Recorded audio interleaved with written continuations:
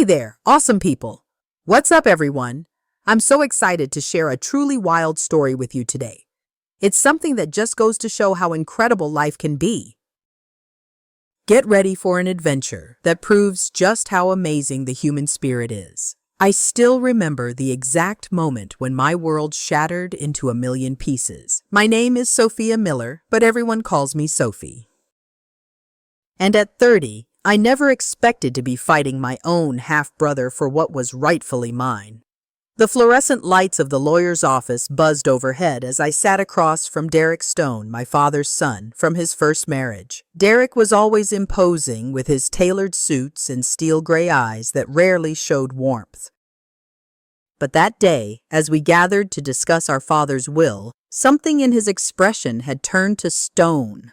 "You're just my half-sister," he said, the words falling like ice between us. When I questioned why Dad's estate was divided so unevenly, his voice didn't even waver as he continued, "You didn't build the business. You don't deserve an equal share." The others in the room shifted uncomfortably, papers rustling as they avoided looking at either of us. I felt the blood rush to my face, that familiar sting of rejection that I thought I'd left behind in childhood. But even as Derek's words cut through me, I felt the weight of my father's letter in my purse, pressed against my side like a secret weapon. Dad had prepared for this moment, prepared me for Derek's betrayal in ways my brother couldn't possibly imagine. I may have been just the half-sister in Derek's eyes, but in the envelope hidden in my bag were words from beyond the grave that would change everything. Richard Miller had been a brilliant businessman, and his final move would prove to be his most masterful.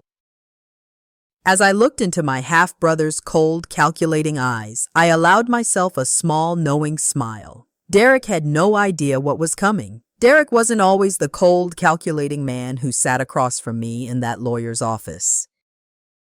There was a time back when I was just a wide-eyed 6-year-old, and he was a teenager of 18 when he seemed genuinely happy to have a little sister. After Dad married my mother, Elena, Derek would visit every other weekend from his mother's house across town. I remember how he'd scoop me up and spin me around until I was dizzy with laughter, calling me Sophie Bug because I couldn't sit still for more than a minute. Derek was the one who taught me to ride a bike, running alongside me down our long driveway as I wobbled and screamed with a mixture of terror and delight. "Keep pedaling, Sophie. I won't let you fall," he promised.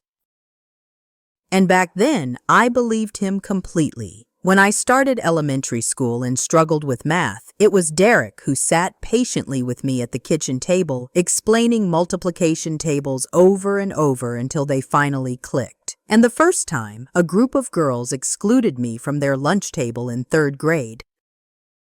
Derek drove me to school the next day and walked me right to the classroom, his collegiate presence making me instantly cooler by association. "Anyone gives you trouble, they answer to me," he said loudly enough for everyone to hear. For years, that big brother protection meant everything to me.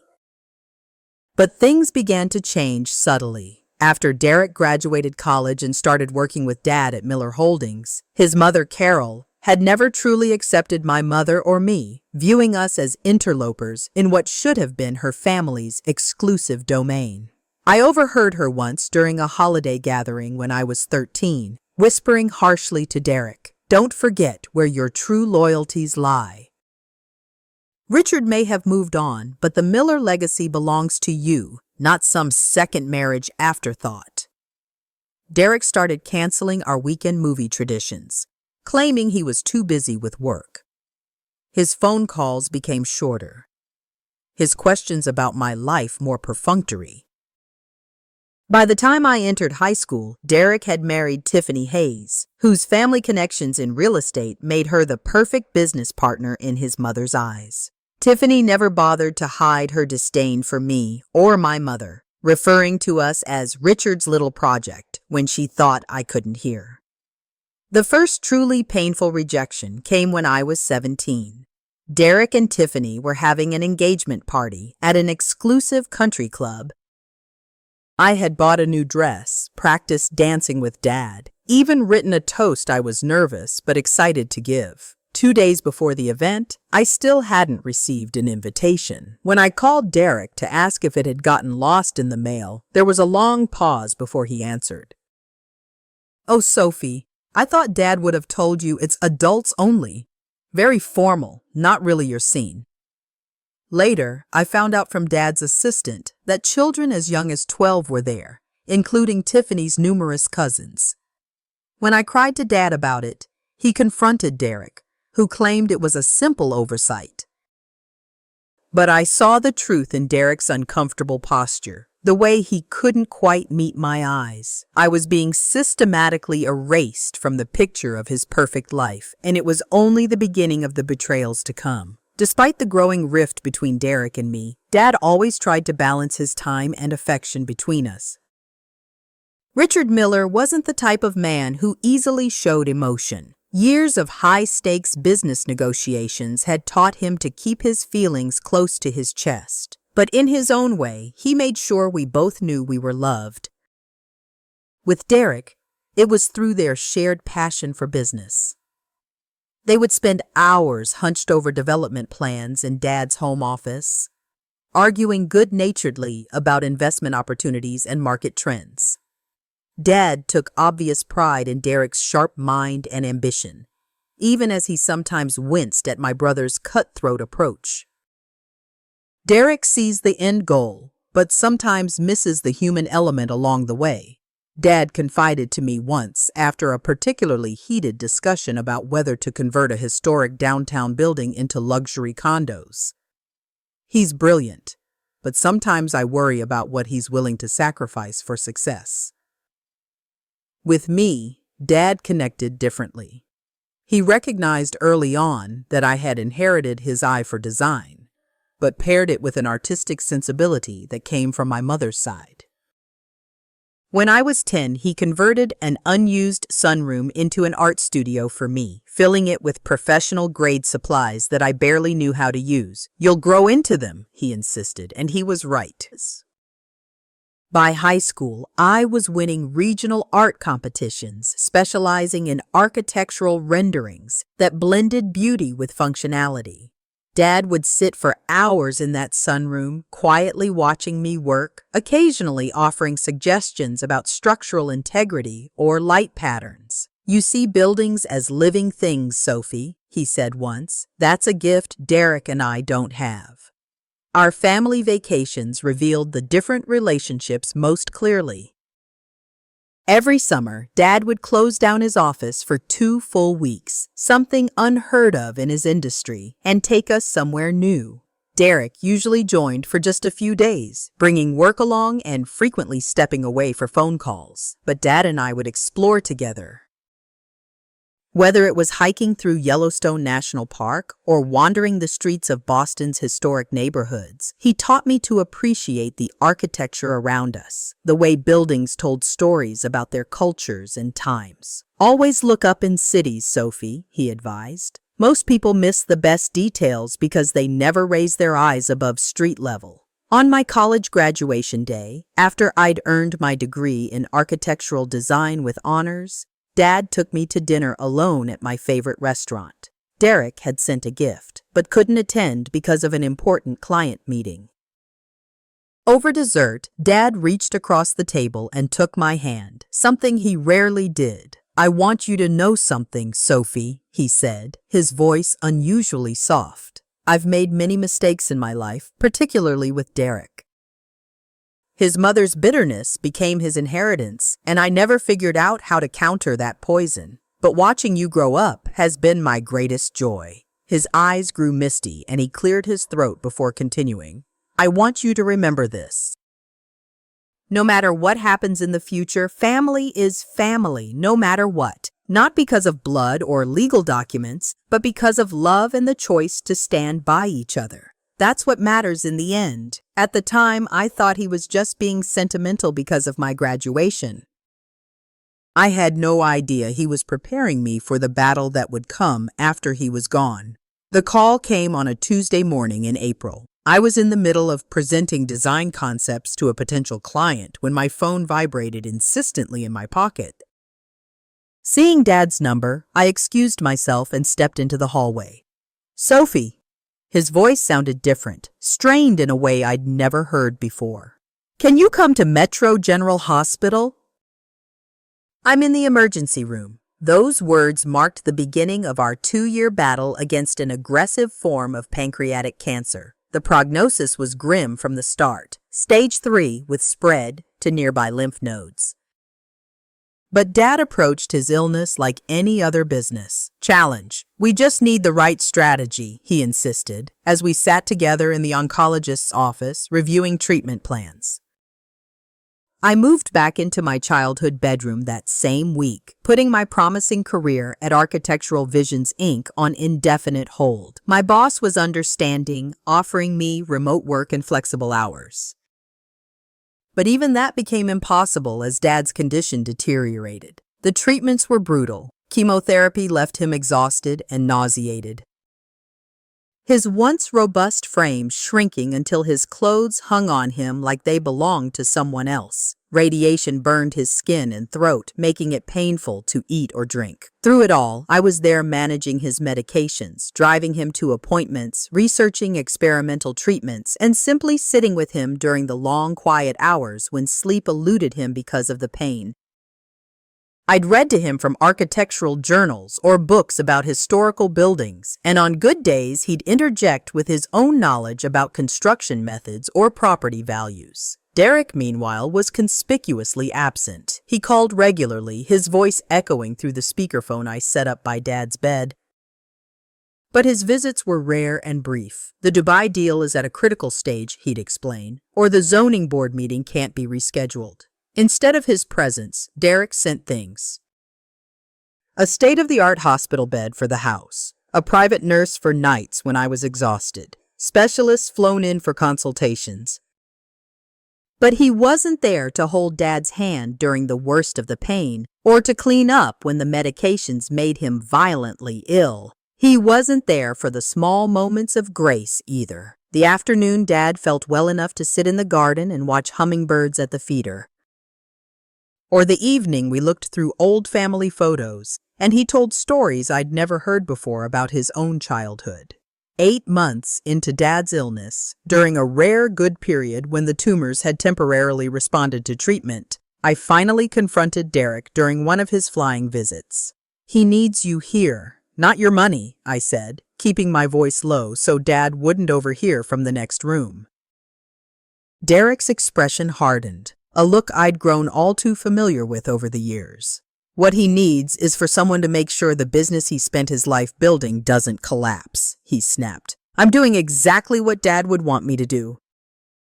Protecting his legacy. We can't all put our lives on hold to play nurse." The words stung like a slap. "This isn't about playing nurse," I hissed back.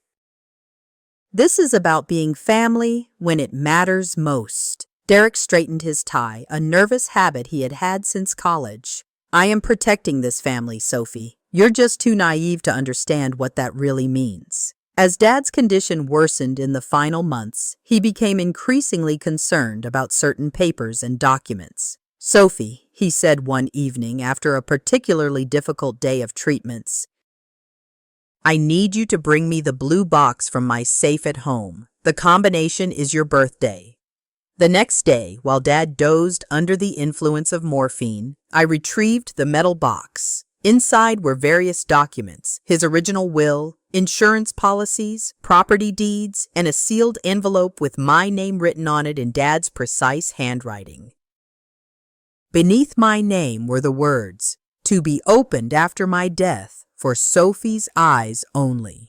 I showed Dad that I'd found the box, but respected his privacy by not mentioning the envelope. He merely nodded, seeming relieved, and asked me to keep it safe. "Some things need to be made right," he murmured before drifting back to sleep.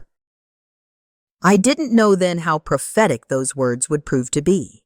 Dad died on a Sunday morning in October, as sunlight streamed through the hospital window and painted golden patterns across his bedside. I had been reading to him from his favorite book about Frank Lloyd Wright, though I wasn't sure if he could still hear me through the morphine haze. Somewhere in the middle of a passage about falling water, I noticed the change in his breathing. A subtle shift, then a long pause, then nothing at all. I kept holding his hand for a long time afterward, unable to let go, even as the nurse gently confirmed what I already knew. I called Derek immediately, but the call went to voicemail. When he finally arrived at the hospital 2 hours later, his eyes were red-rimmed but dry. Traffic was terrible, he said by way of explanation, though I hadn't asked. He stood awkwardly at the foot of the bed, briefcase still in hand, as if unsure of the protocol for this situation. "You should have been here," I said quietly, not as an accusation, but as a simple statement of fact. Derek flinched slightly. "I came as soon as I could." The funeral arrangements quickly became another battlefield. I wanted something intimate and meaningful, reflective of Dad's appreciation for beautiful spaces and family gatherings. Derek insisted on a large public service at the city's most prestigious funeral home, with an extensive guest list that included business associates Dad hadn't seen in years. He was a prominent man in this community, Derek argued. When I suggested a smaller venue, this is about respecting his position. I knew it was pointless to remind him that Dad had always valued personal connections over public appearances. In the end, Derek's vision prevailed. The funeral home's grand hall was filled with elaborate flower arrangements and enlarged photos of Dad at various business functions. I had provided some more personal images, Dad teaching me to fish. The two of us covered in paint after redecorating my teenage bedroom, a candid shot of him laughing with my mother before her death 5 years earlier. But these were relegated to a small table in the corner. Derek gave the main eulogy, a polished speech about Richard Miller's business acumen and community contributions. He spoke of Dad's sharp mind for development opportunities, an unparalleled vision for urban growth, but said nothing about his kindness, his dry sense of humor, or how he'd sit for hours helping with homework. He mentioned me only once, noting that Richard's daughter provided care during his illness, as if I'd been a hired nurse rather than family. After Derek finished speaking, the funeral director asked if anyone else wished to share memories. I hadn't prepared anything formal, assuming Derek and I would deliver a joint tribute, but I stood anyway, my voice shaking. I spoke about Dad's passion for architecture, beyond its investment potential, his patient guidance, and his belief that buildings should improve people's lives, not just generate profit. I shared how he'd visited every college I was considering and insisted on inspecting the studio facilities himself, and how he'd saved every drawing I'd ever given him, from kindergarten scribbles to professional renderings.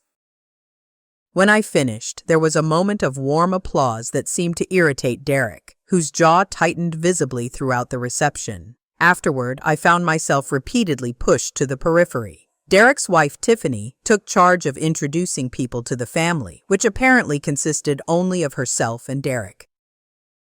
When the mayor offered his condolences to me, Tiffany smoothly interjected, "Sophia has been so helpful during Richard's illness, almost like family, really." Later, I overheard her introducing me to one of Dad's oldest business partners as the housekeeper's daughter, a deliberately cruel reference to my mother's brief employment in Dad's household before their relationship began. I was about to confront her when I caught sight of Derek in conversation with Mr. Hayes, Dad's attorney, near the drinks table. "We'll need to settle the inheritance matters quickly," Derek was saying, his tone dismissive. "There shouldn't be any complications. Everything's quite straightforward." Mr. Hayes looked uncomfortable, adjusting his glasses nervously. "Well, there are some specific provisions Richard made that we'll need to discuss in detail." Derek waved a hand impatiently. "Nothing that can't be handled efficiently, I'm sure. We should schedule the formal reading for early next week." As they moved away, I couldn't shake the feeling that Derek already knew exactly how Dad's will was structured, and that he was very confident about who would benefit most. 3 days after the funeral, I arrived at the offices of Hayes Associates Legal Services for the formal reading of Dad's will. The reception area was all dark wood and leather, designed to convey stability and tradition. I wore the simple black dress I bought for the funeral, while Derek arrived in a fresh suit with Tiffany on his arm, both looking like they were attending a business meeting rather than the final chapter of our father's earthly affairs. More surprisingly, Derek was accompanied by another man, he introduced as his personal attorney, Arthur Sterling. Mr. Hayes's eyebrows raised slightly at this, but he said nothing as he led us into the conference room. We sat around an oval table, Derek, Tiffany, and Sterling on one side, me alone on the other, with Mr. Hayes at the head. The older attorney seemed unusually tense as he arranged papers before him. "Before we begin," he said, "I want to express again my personal condolences. Richard was not just a client but a friend of 30 years' standing." Derek nodded impatiently. "Yes, thank you." "Shall we proceed?" Mr. Hayes cleared his throat and began reading. The legal language washed over me in waves, difficult to process through my grief. I caught fragments about hereby bequeath and in full possession of my faculties until Mr. Hayes reached the concrete distributions. The family business, Miller Holdings, was left entirely to Derek along with the main family estate. Dad's investment portfolio and his collection of classic cars. I received a cash bequest of $200,000. Dad's vacation cottage on Lake Tahoe and the contents of his personal library, including his architectural books. As the implications sank in, I felt a creeping sense of wrongness. The distribution wasn't just unequal, it was wildly disproportionate. The business alone was worth well over $50 million.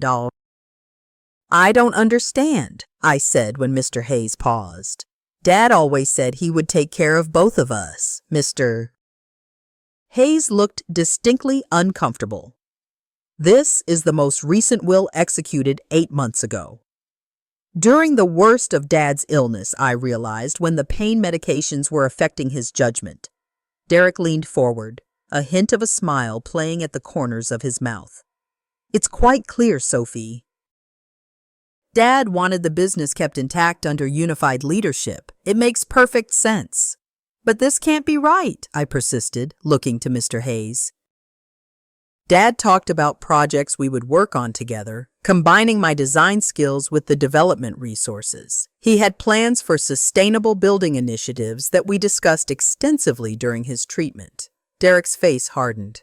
"Idle conversation during illness isn't the same as legal intent. Sophie, Dad knew where the business should go. I've been running it practically single-handedly for the past 2 years anyway, while you were—" He paused as if searching for an appropriate word, "otherwise occupied." The implication was clear that my caregiving was somehow less valuable than his business management. "I put my career on hold to take care of him," I said, my voice rising.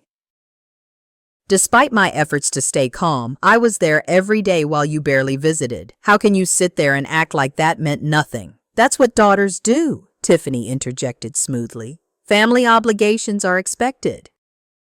Derek was fulfilling his obligations too, by preserving your father's business legacy.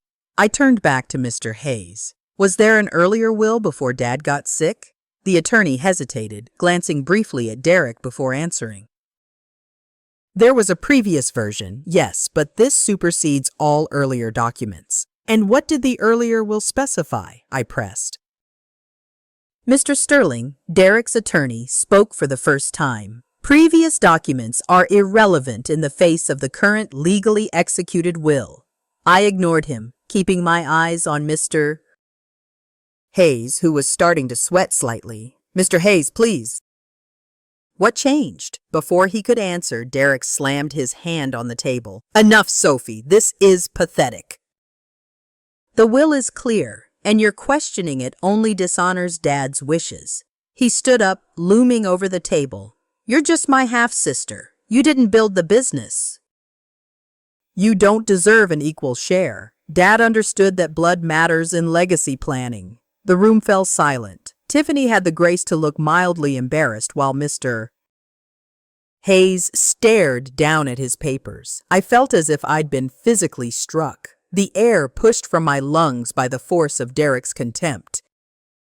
Blood matters, I finally managed to say. We have the same father. The only difference is our mothers. Exactly, Derek said coldly. And we all know the circumstances under which your mother entered the picture. Dad made an emotional decision back then, but in the end, he made the rational choice about his business. The barely veiled insult to my mother sent a surge of anger through me, cutting through the hurt. But before I could respond, Mr. Hayes intervened. I think we should take a short break, he said firmly. These proceedings are difficult for everyone. Derek sat back down, straightening his tie. There's no need for a break. We should finish this and move forward. In fact, I'd like to discuss transitioning the downtown revitalization project immediately. I have investors waiting on confirmation. As Derek launched into business plans, speaking as if the matter of the will had been definitively settled, I sat in stunned silence. The disparity wasn't just about money. It was about being erased from Dad's legacy, reduced to an afterthought, an obligation fulfilled with the minimum possible consideration. But as I listened to Derek discussing expansion plans and property acquisitions, I remembered the sealed envelope waiting in my purse. Dad's final message to me, the one Derek knew nothing about. Whatever it contained, I knew one thing with absolute certainty. Richard Miller had loved me too much to leave things this way. There was more to the story, and I was determined to discover what it was. The house was quiet when I returned from the lawyer's office, the kind of quiet that seems to absorb sound rather than simply lacking it. I dropped my keys on the entryway table, the small clatter jarring in the stillness. For a moment, I stood motionless in the foyer of Dad's house, my house now, at least the contents of it, and tried to process everything that had happened. Derek's words kept echoing in my head. You're just my half-sister. You don't deserve an equal share. The casual cruelty of it, the calculated dismissal of our shared childhood and my years of care for Dad, left me feeling hollow. I moved through the rooms like a ghost, trailing my fingers over Dad's possessions. The leather chair where he'd read the newspaper every Sunday morning, the collection of paperweights he had gathered from his travels, the framed photo of him teaching me to drive his prize Mustang.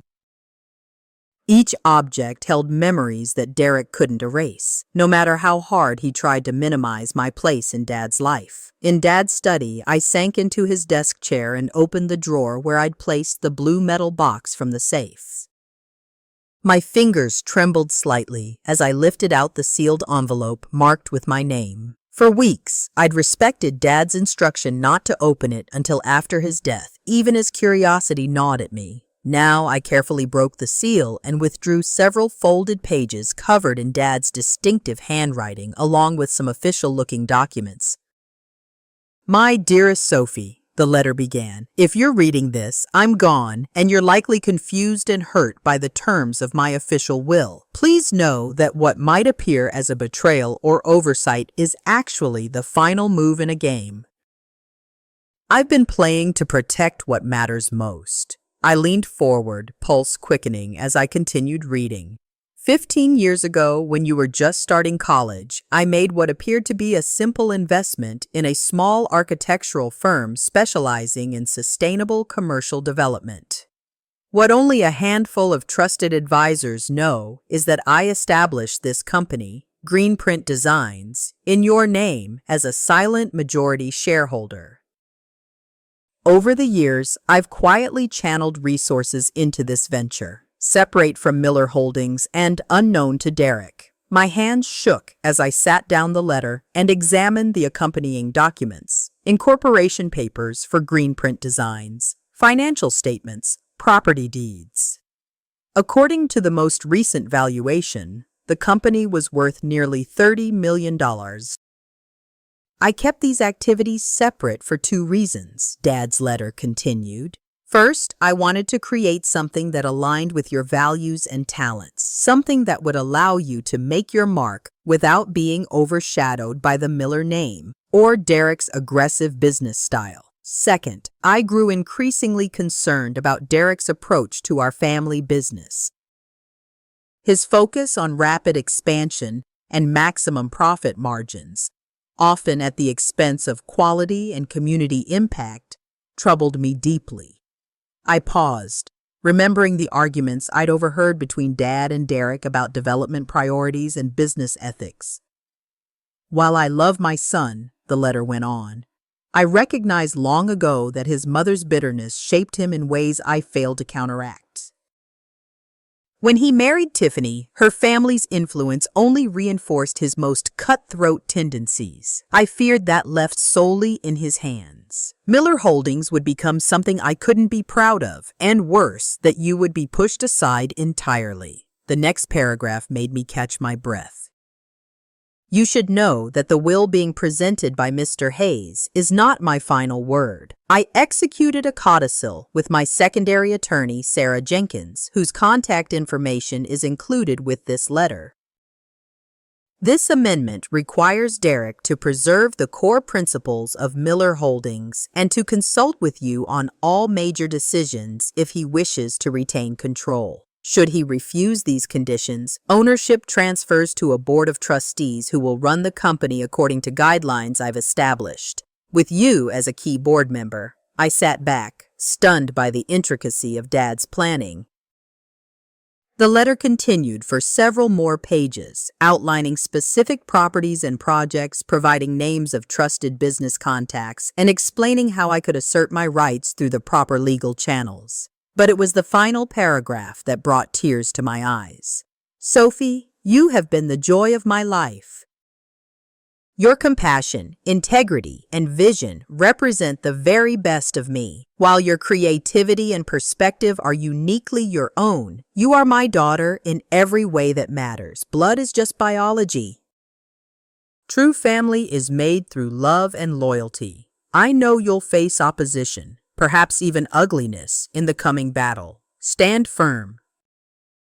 You are stronger than you know, and you have allies you haven't yet met. Build something beautiful with what I've given you, something that will make the world better. That is the true Miller legacy I wish to leave behind. I pressed the letter to my chest, feeling simultaneously bereft and empowered. Dad had seen this coming, had prepared for Derek's betrayal, and had armed me with the tools to fight back. Not just for my own sake, but for the integrity of everything he'd built. The quiet house suddenly felt less empty, as if Dad's presence lingered in the words he'd left behind. I carefully refolded the letter and reached for my phone. It was time to call Sarah Jenkins and begin unveiling the truth that Derek had tried so hard to bury. The offices of Jenkins Legal Group occupied the 12th floor of a downtown high-rise, a stark contrast to Hayes Associates' old-world aesthetic. Sarah Jenkins herself reflected this difference in her early 40s with a direct gaze and quick, decisive movements. She greeted me with a firm handshake rather than condolences. "Your father said you'd come," she said, gesturing me to a chair opposite her glass desk, though he hoped it would be sooner rather than later. After his passing, I placed Dad's letter on the desk between us. I followed his instructions about waiting. She nodded approvingly. Jonathan valued patience. It's a quality that served him well in business, if not always in personal matters. Over the next hour, Sarah walked me through the legal framework Dad had established. The codicil to his will was indeed real and legally binding, though it required careful navigation to implement without triggering Derek's suspicions prematurely.